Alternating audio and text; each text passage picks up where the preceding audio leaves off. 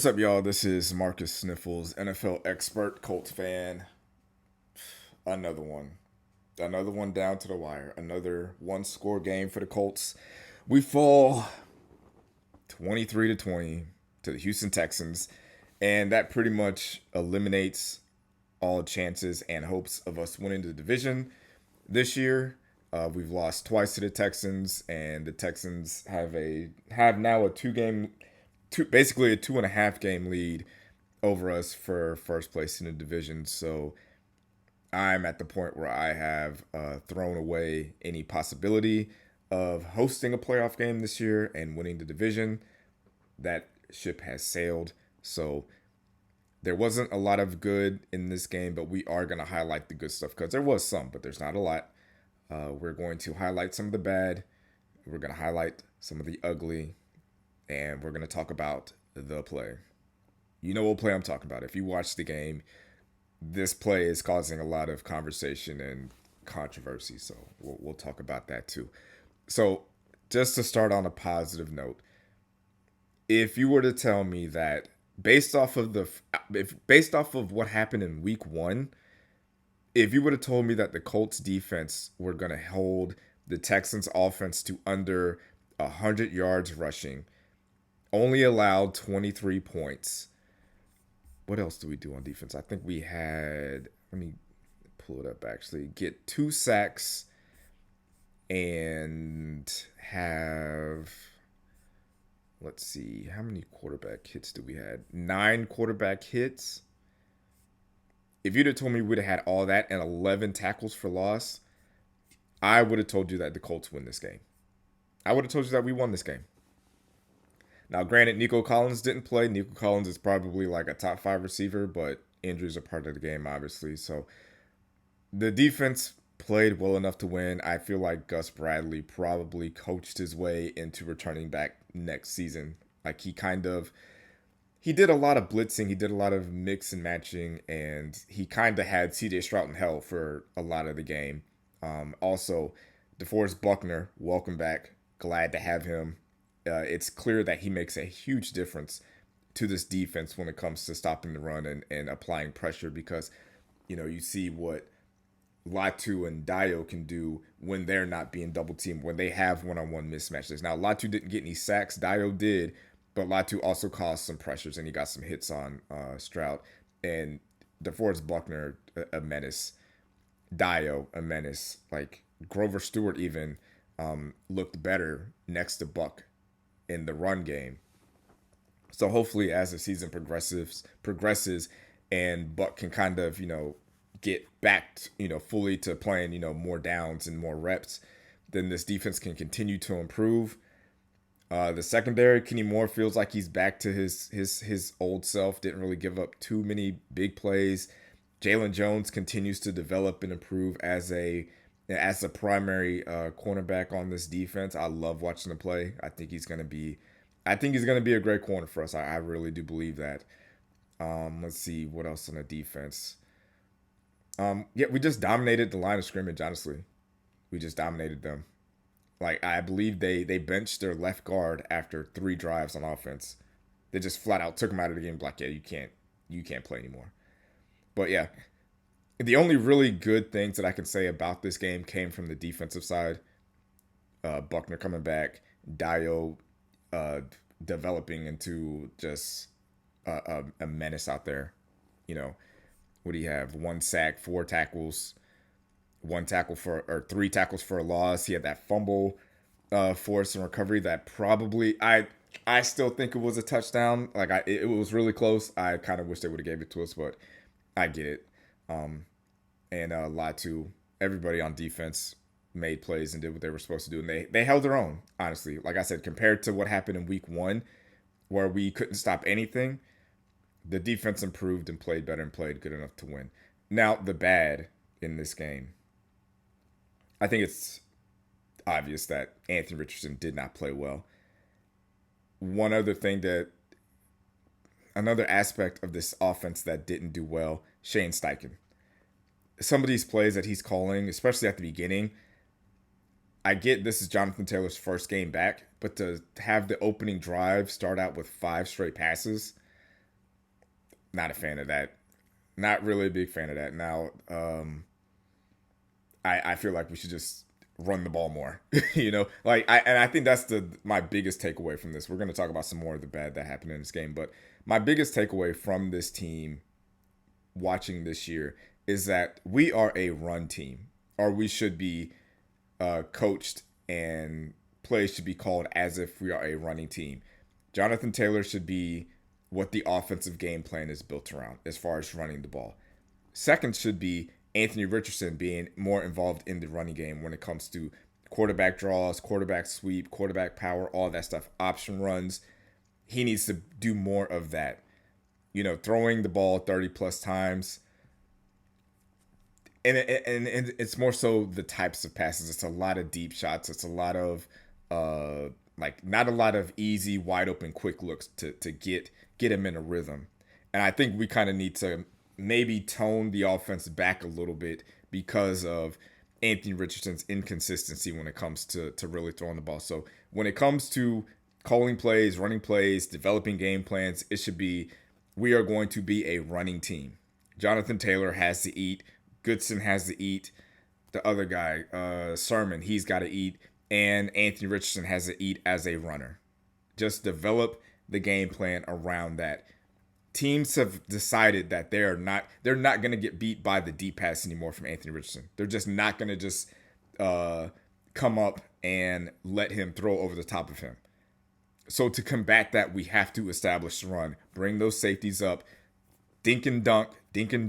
Do what they're doing in Denver with Bo Nix, where it's just a lot of short passes, a lot of quick, short, open routes, and just methodically try to move up the field. And then when you get an opportunity, chuck it deep.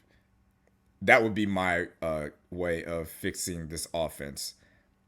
The other bad thing, and what makes this worse, is I wasn't expecting this, and no one would have expected this. The offensive line just got worked all game long. They just couldn't block in the passing game. They were getting Bernard Ryman had a rough day. Braden Smith had a bad day. Quentin Nelson had 5 offsides penalty or false start penalties. They could not block anybody on the edges. Let me pull up one of the stats that I saw about how much pressure Anthony Richardson was under the entire game. So on 39 dropbacks, he was pressured on 25 of them. That's 64% of the passes. Over half of the passes that Anthony Richardson threw, he was under pressure, under duress. He was sacked 5 times. He was hit 8 times. And another thing that didn't help with Anthony Richardson's play, I know people are going to look at his stats. They're going to look at his completion percentage and say it's low and it's not good enough. 7 drop passes by wide receivers and tight ends. 7 out of the 39 or 32 pass attempts. 7 of them are dropped. So instead of going 10 for 32, if 7 of those passes are caught, he's 17 for 32. Now, 17 for 32 is not great, but it's better than 10 for 32 and 175 yards. You take those drops and you add the yards in, he's probably got, over 250 yards passing instead of the 175 that he had. Michael Pittman just was a ghost today. Alec Pierce was a ghost today. A.D. Mitchell, we're getting there. It's a process. He's moving along. I'm not saying I don't have high expectations for him, but I expect more from Michael Pittman Jr. I expect more from Alec Pierce. At this point, if you're going to have tight ends on the field, just leave them in the block. If they're not going to block, get them off the field because they're just not capable of getting open consistently and making catches when it matters. So either leave them in the block or just go all wide receivers. One of the positives on offense, obviously, Jonathan Taylor, he's our best player on the team, clearly. Just the way he cuts, the way he moves, the explosion, the burst. He just makes plays. Unless he is tired, he should not come off the field. Passing down, running down, whatever. He needs to be on the field if he can be on the field. If he's tired, take him out and bring him back in. But there should be no circumstances where it's for this little scheme or this package of plays, Jonathan Taylor's not going to be on the field. That should not happen anymore for the rest of the season. He is by far the best player. One of the other positives, obviously, is Josh Downs on offense. The smallest guy on offense was the only reliable target out there. 4 catches, 109 yards, and 1 touchdown, and another almost touchdown. Like, he just gets open. He catches the ball. He's reliable. He makes plays. He's a first down machine, essentially. And I don't think that he should be the focal point when it comes to passing the ball, but he needs to be more involved. Like, I'm glad to see that he got more involved today as compared to last week where he only had 1 catch, I believe. So for him to kind of have a bounce back game, that kind of shows how consistent and important he is to this offense. So when it comes to feeding players, Josh Downs has kind of earned the right to get more passes and get more looks in the offense. Now to the ugly. Anthony Richardson taking himself out of a play. Now, I believe. Now, if you didn't see the play, I don't know why you're watching this because this is a Colts recap of the game and this happened during the game. But on a second down after Anthony Richardson was pressured again, after he had been running for his life again, after he had to like drag a defensive tackle on his back for 10 yards to avoid the sack and run and get the ball away, he pretty much tapped out of a play. It was on second down and it was second and long. He tapped out, came out of the game. Joe Flacco came in on third and long and just handed the ball off because, I mean, third and whatever, you're probably just looking to punt the ball. There were a lot of people that had a lot to say about that. I know Pat McAfee kind of said that it's a bad look for him and that his teammates are going to notice that. I don't think Anthony Richardson did himself any favors in the post-game interview saying that, oh, I was just tired. I needed a breather. Everybody's tired out there. That's the game. Like, no one, it's not like, it was going to be another pass player or a quarterback run play. It's like, you got to be able to kind of get under center and hand the ball off. Like, I know you're tired, but it does look bad. I get it. Now, I think there's some people that are anti Anthony Richardson being the solution and the answer at quarterback that are going to use that as the as the reason as to why he cannot be the quarterback of the future. They'll look at his completion percentage, how low it is. They'll look at his health concerns. They'll look at his age and lack of experience, and then they'll use this. This is just another thing to put into the basket of, I don't want Anthony Richardson as my quarterback. Those people are going to do that. Those people, there's nothing you can say to convince them that Anthony Richardson is the quarterback of the future for this team. And this is just another thing that he gave them.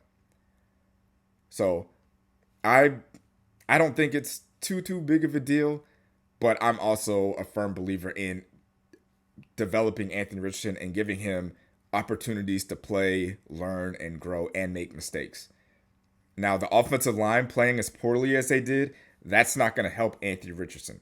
The wide receivers outside of Josh Downs and the tight ends playing as poorly as they did is not going to help Anthony Richardson's development. The play caller not calling good, smart plays to enhance what he is good at, that's not going to help Anthony Richardson. But a lot of those people are not going to look at those things. They're just going to see he has a bad completion percentage, he gets injured, and he turns the ball over and he's lazy or he's out of shape. And they will just take all that stuff and throw him out with everything without looking at the nuances of the entire game. Now, I do believe that Anthony Richardson has to be better at the little things. He needs to bring his floor up. Like, the ceiling for Anthony Richardson, we've seen it. It is incredibly high. But we've got to bring that floor up to where he's doing the little things good. He's making those 4-yard completions, those 10-yard completions, those easy throws that he's making those. Once that floor gets up, now we're in a better position as a team and as a unit going forward. But like plays like he had at the end of the half where he threw that interception and then the Texans got a touchdown right before the end of the half. Those are rookie mistakes that he has made. And those things is what he's going to grow from. And that play honestly might have cost us a game because without the interception, we go into the half tied instead of being down 1 touchdown. Like, we go into the half tied and we get the ball back in the third first, as opposed to being down 7. It just, changes the whole aspects of the game. So I know there's a small growing people saying that Anthony Richardson is done. I'm not one of those people. I haven't seen enough. I'm not gonna lie. He's only started 10 games, and he's only finished, I think, half of them. Well, maybe a little bit more than half. Maybe like 6 of those games. So I know there's people clamoring for Joe Flacco, but if you look at how poorly the offensive line played today, Anthony Richardson is one of the best things about Anthony Richardson is he doesn't take a lot of sacks. He either escapes and he just gets the ball out or he runs for it. Joe Flacco is not doing that. If Anthony Richardson got sacked 5 times by this defense, Joe Flacco's getting sacked 10 times. Minimum. It just is what it is. And you been if Anthony Richardson gets benched, Shane Steichen wanted him as his quarterback. Shane Steichen's probably gone. Chris Ballard, and a lot of people don't like Chris Ballard, but Chris Ballard's probably gone. So who do you think is next in charge to pick the next quarterback? You think Jim Irsay is going to toss that responsibility to someone else, or do you think he's going to be the one to make that decision? I'll let you guys think about that. I'll let you guys kind of discuss that in the comments, but let me know what you guys think about this game. Do you think we still have a chance to get to the playoffs? I don't think we got a chance to win a division, but I think the playoffs are still in reach. How do you feel about Anthony Richardson's game? Are you fine with Gus Bradley still being the defensive coordinator moving forward? Let me know in the comments. Drop a like on the video. I appreciate you guys watching. We've been doing a lot of good work over here trying to be consistent, and you guys have been helping me out by watching these videos and sharing them and liking them. So I appreciate that. Thank you. Go Colts. Peace. Thank you for watching the video. If you've made it this far, drop a like, subscribe so you don't miss any videos like this one.